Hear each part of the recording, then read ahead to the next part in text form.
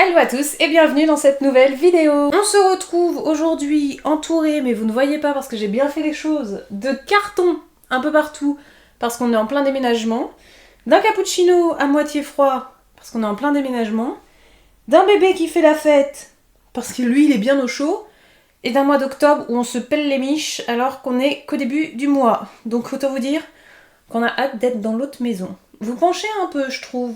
Attendez, bougez pas. Vous êtes un peu plus droit là, non? Allez hop, le carton me paraît pas mal. Aujourd'hui, on se retrouve pour une petite sélection de livres à lire en cette période d'octobre, période d'Halloween, période spooky, tout ça. C'est pas des livres d'horreur, quoi qu'il y en a certains, je sais pas trop dans quoi les classifier. Il y a 2 BD, 1, 2, 3, 4, 5 romans. On va pas tarder, on va pas y passer 4 heures, on attaque tout de suite. Comme d'hab, vous avez l'habitude.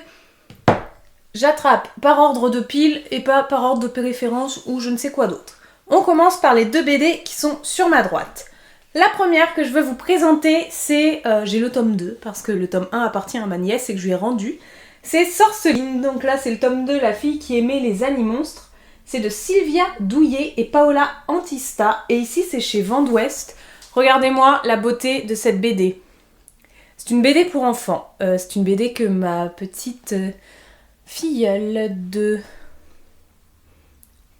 11 ans, je crois, a lu il y a bien 2 ans, qu'elle a adoré, qu'elle m'a prêté quand je lui ai prêté d'autres BD à moi, et j'ai adoré, c'est trop bien. Ici on suit l'histoire de Sorceline, qui se trouve être une élève un petit peu différente des autres, et qui est envoyée par un camp, mais dans une école, pour qu'elle apprenne à s'occuper des monstres, et notamment à soigner les monstres. Voilà, l'objectif de cette école, c'est un petit peu une école de vétérinaire à monstres, si on veut. Et il s'avère qu'il y a un mystère, malgré tout ce qu'elle apprend, où petit à petit, tout plein de gens vont se transformer en pierre. Et on ne trouve pas pourquoi, on ne trouve pas de la faute de qui c'est, et commence à planer un petit mystère sur est-ce que quelqu'un joue de mauvais tours, ou qu'est-ce qu'il en est. Bref. Cette BD est très chouette à lire, certes à 8 ans, mais à 25 ans, elle est aussi super sympa. Donc je vous recommande vachement Sorceline en cette saison. La deuxième BD que je vous recommande, et c'est ma saga coup de cœur en BD, il s'agit de Zombilienium, et j'ai galéré à le dire, d'Arthur Depin, c'est chez Dupuis, et le tome 1 c'est Gretchen, c'est le nom de la... J'allais dire de la personnage principale, oui. Moi, j'ai vu Zombilienium en film, enfin en dessin animé, quand il est paru, quand j'étais animatrice au centre de loisirs, que j'avais emmené les enfants. Putain, c'était quand? J'avais quel âge? J'avais 18 ans, je crois. J'avais 17 ou 18 ans, donc c'est en 2018, potentiellement. Et après sont sortis les BD, et ça. C'est une BD, mais tu la lis en tant qu'enfant, ado, l'histoire est sympa. Tu la lis en tant qu'adulte, il y a des références et des formulations de phrases, tu te marres. L'auteur s'est éclaté, c'est super bien fait. Pour faire court, on est dans un parc, genre parc d'attractions, vous voyez. Et les employés, en fait, c'est que des monstres. Mais on le sait pas, en fait. Les employés, quand vous êtes dans le train fantôme, bah les fantômes, c'est des vrais. Mais on croit que c'est des gens déguisés. Quand vous êtes dans l'attraction Le Diable, bon, bah vous croyez que c'est un mec déguisé, il fait croire que, mais en fait, c'est le vrai diable. Des vraies sorcières, des vrais machins, des vrais zombies, tout ça. Mais pour des humains... qui n'en ont pas conscience, qui pensent que c'est des gens déguisés. Et voilà, je trouve l'idée trop bonne, et du coup nous on suit un peu les backstage de tout ça, et les vrais persos, donc les vrais monstres, dans ce monde où ils font croire qu'ils sont déguisés pour faire vivre ce parc d'attractions. Je trouve ça génial, voilà, je trouve ça trop bien et je pense que je vais me les refaire. Il y en a 6, c'est ça, et j'ai les 6 et je vais me les refaire pendant ce mois d'octobre 2025. Voilà, être dans les cartons, c'est en partie être dans la poussière. Suite. Roman. Un manoir en Cornouailles de F. Chase paru chez 10-18. Il n'est pas tout récent celui-là, je l'ai prêté à de nombreuses personnes. Il n'est pas extrêmement vieux non plus, mais je ne sais plus, attendez, je vais vous dire ça, bougez pas. 2015 de base et mai 2019 chez nous, comme ça. J'ai adoré. Vous savez qu'F. Chase, c'est une autrice que j'adore, c'est une autrice qui a un fort potentiel.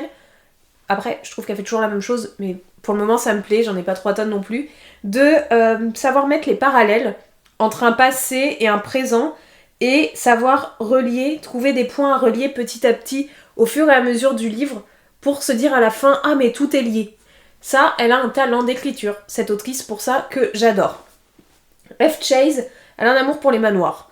De elle, j'ai lu Les filles du manoir Foxcott, qui est aussi F. Chase. Ici, on est... Les couleurs, je trouve ça fait automne, sur une thématique où on va suivre une famille qui habite dans un vieux manoir dans les années, je crois, 1960, voilà. On suit une famille dans les années 60 qui vit dans ce manoir, papa, maman, enfant, etc. Et à qui il arrive un grand malheur, je vous dis pas lequel. Et donc on suit cette famille au fur et à mesure du temps, suite à ce grand malheur, comment ils se reconstruisent et compagnie.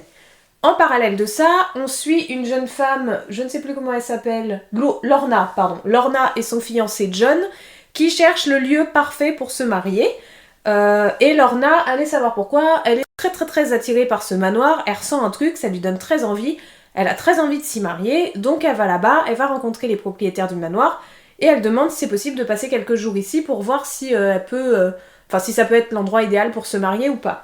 Et du coup, ces 2 histoires vont se passer, donc une dans les années 2000 et quelques, enfin dans 2010, dans nos temps, et l'autre dans les années 1960.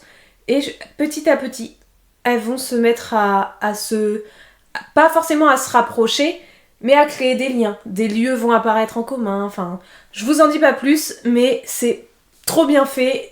On rentre dedans, on n'a pas du tout envie de lâcher l'histoire, et je vous le recommande vachement parce que ça, pour une saison de pluie avec un chocolat chaud, par un cappuccino froid, ça fait pas le même effet. Sous un plaid, c'est parfait.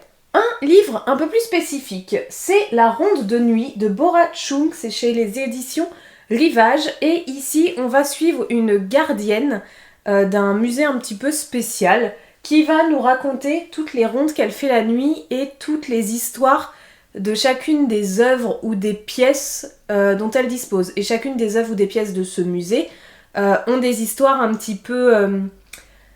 parallèle, farfelu, genre, est-ce que l'exemple, voilà, un mouchoir brodé d'un oiseau bleu, son histoire, c'est une tragédie familiale. Il y a un autre truc, une paire de baskets qui serait hantée par un mouton. Voilà, on est sur des trucs un peu farfelus, ça ne fait pas peur. Moi, je m'attendais à ce que ça fasse peur, vu comment ils expliquaient le truc, paranormal, c'est le mot que je cherche depuis tout à l'heure. Paranormal et compagnie, et ce n'est pas le cas, voilà. C'est... comme plein de nouvelles, parce que du coup chaque objet, en fait voilà, chaque chapitre est un objet et l'histoire d'un objet.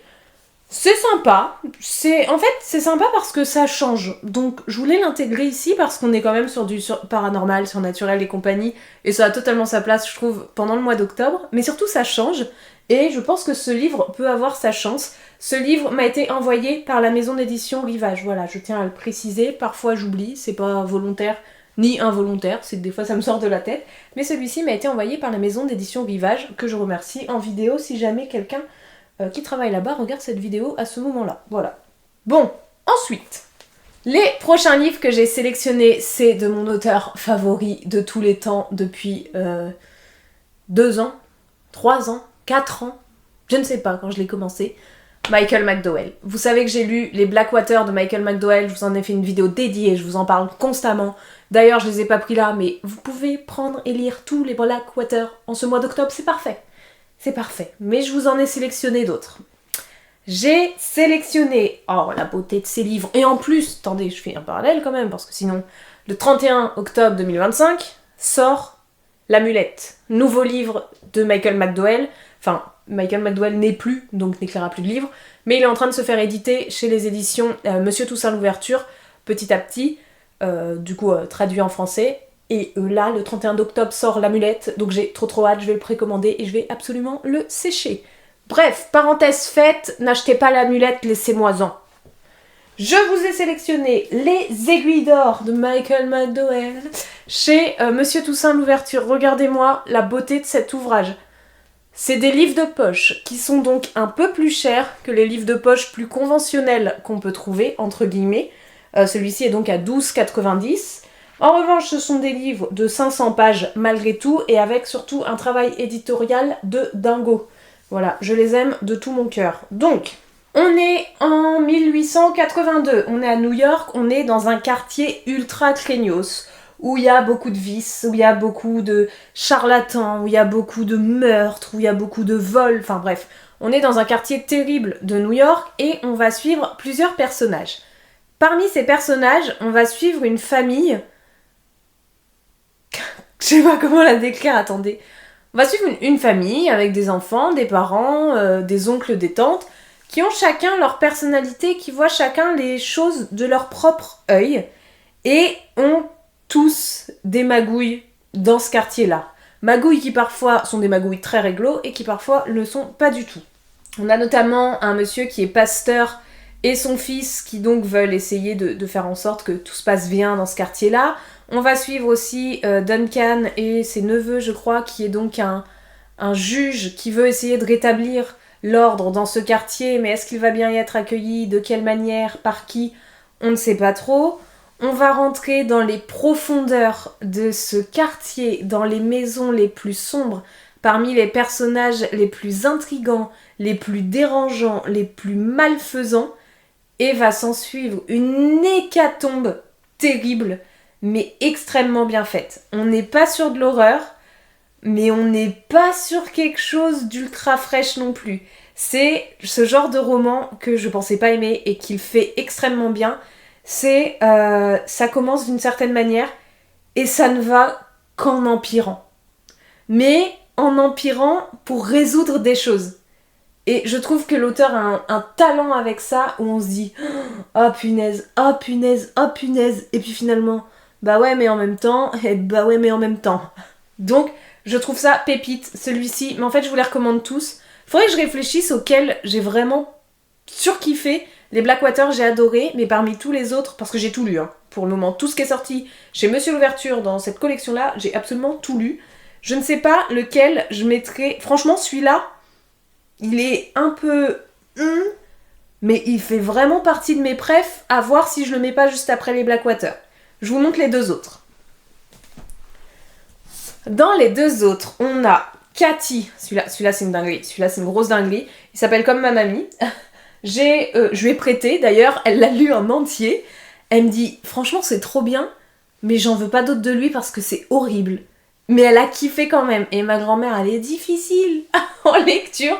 Je lui en prête plein, elle lit 50 pages, elle me dit c'est nul, c'est nul, c'est nul. Elle, si c'est pas un roman policier, c'est nul. Donc c'est pas grave. Mais celui-là, il est passé quand même. Mais elle m'a dit j'en veux pas d'autres. Certes, mais on a fait passer un Michael McDowell quand même. Je vous le montre parce qu'encore une fois, l'objet livre est vraiment extrêmement beau, extrêmement gros, comme la dernière fois, format poche, ici 12,90, comme l'autre. Que vous dire de celui-ci? Ici, on va suivre Cathy, qui est une jeune fille, mais on va suivre Cathy, un petit moucheron, ainsi que toute sa famille. Donc Cathy, vous le saurez dès le début du livre, mais du coup, elle est recueillie par certaines personnes. Et ces personnes-là ont des métiers spécifiques. Elle a un frère. Enfin bref, on est sur une famille des plus dérangeantes, encore une fois, des moins réglo au monde, des plus trafiquantes et des plus au bord de la limite du correct tout le temps et à la franchir constamment. Au niveau des lois, au niveau de l'ordre, au niveau de la légalité, tout ça. On suit Cathy et on suit aussi... Et en parallèle de ça, on suit Philomela, Une jeune femme qui du coup est très pauvre, qui vit avec sa maman et qui vit dans une vieille maison qui a été léguée par leur grand-père, qui essaye de survivre vraiment comme elle peut. C'est une jeune femme très bien élevée, machin machin. Et un jour elle reçoit une lettre de son grand-père qui lui dit de venir parce qu'il arrive au bout de sa vie, ce monsieur, et du coup il voudrait lui léguer son argent. Sauf que d'autres personnes sont un petit peu sur le coup, et va s'enchaîner encore une fois une hécatombe de choses entre ces deux familles, ces deux personnes, une course pour l'argent, contre l'éthique, contre la loi, avec de la violence, vraiment, c'est violent hein, quand même, c'est un petit peu violent, mais c'est trop bien fait. C'est comme l'autre, c'est oh punaise ils font ça, oh punaise ils font ça, et en même temps c'est mérité, et en même temps c'est mérité, et des fois t'es en mode ah c'était pas mérité, mais bon soit, c'est comme ça. Celui-là, pareil, excellent. Je sais même pas comment vous les décrire mieux que ça, tellement j'ai adoré, et tellement j'ai peur de vous donner des petits détails de l'histoire qui vont vous spoiler, alors que j'ai pas envie que ça vous spoil et que j'ai très envie que vous les lisiez. Je vous montre le dernier de Michael McDowell, et donc le dernier de cette vidéo. Je bégaye. Hop, changement de couleur, les deux premiers étaient rouges. On est sur Lune froide sur Babylone. Celui-ci est au prix de 12,90. Écoutez, ceux-là, ils sont tous au même prix. Je pense que le prochain le sera aussi. Toujours d'une beauté éditoriale folle. Ça, c'est le dernier qui est sorti, car c'est celui que j'ai lu l'année dernière. Et toujours les mêmes bails. Ici, on suit une gentille petite famille assez pauvre qui essaye de faire ce qu'elle peut pour s'en sortir.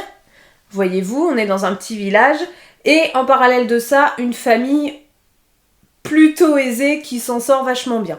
On commence l'histoire avec une jeune fille qui meurt, voilà, qu'on retrouve, je sais pas si on la retrouve dès le début ou si on la retrouve plus tard, mais en tout cas, une jeune fille qui meurt, donc une famille qui part à sa recherche et qui accuse des gens, et d'autres gens qui soit n'ont rien vu, soit mentent, soit ont vu des choses mais sont pas sûrs ou ont un peu peur de le dire. On est sur de la magouille, on est sur un policier, enfin en tout cas un shérif, ouais, qui a l'air d'être réglo, mais ni plus ni moins, sur une famille pauvre qui a l'air pareil d'avoir peut-être un peu des magouilles ou juste que des malheurs au coin de la tête.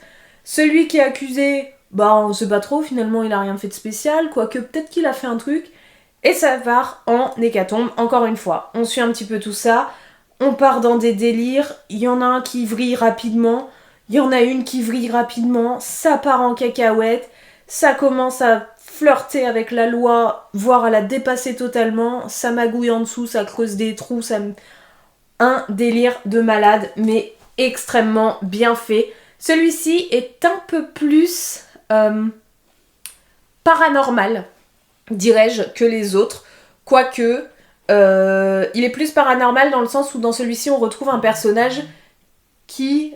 Ah, ça a vibré. Qui à un moment a des genres d'hallucinations, un petit peu, ou qui pense voir des trucs, etc. Et ça va l'emmener à partir en vrille. Mais après tout, des hallucinations, ça existe aussi, donc c'est peut-être pas si paranormal que ça. Néanmoins, vous verrez, chacun des livres a son petit truc de paranormal. Genre, il se passe une action où tu te dis, c'est pas du tout possible que ça se passe en vrai. Mais c'est jamais le cœur du truc où ça prend pas une ampleur en mode science-fiction non plus. Pour autant, t'as toujours ce petit truc du « ok, ça c'est chelou » et c'est ce qui fait, je trouve, la beauté de ces livres, de flirter avec cette science-fiction en nous laissant un petit peu dans le « ça pourrait être réel », mais qui pour autant, finalement, c'est pas un peu magique. Et Michael McDowell là-dessus, c'est un auteur incroyable, je trouve. Voilà tout le monde, ça fait à peu près 20 minutes que je blablate. En plus, je vous ai mis, si j'y ai pensé, des petits plans de vidéo cuisine au début. Si vous en avez pas, c'est que j'y ai pas pensé ou que c'était moche. N'hésitez pas à me dire si vous avez déjà lu ces deux BD. Est-ce que vous avez déjà lu du F. Chase ou du Michael McDowell ou alors un petit livre de chez Rivage. Et si vous avez des recommandations à me faire pour cet automne, pour cette période un peu spooky. Je suis pas du tout horreur. Mais si vous avez lu du Michael McDowell, finalement ce style-là, que je ne sais pas classifier, est un style que j'adore, donc allez-y dans les recos, je note.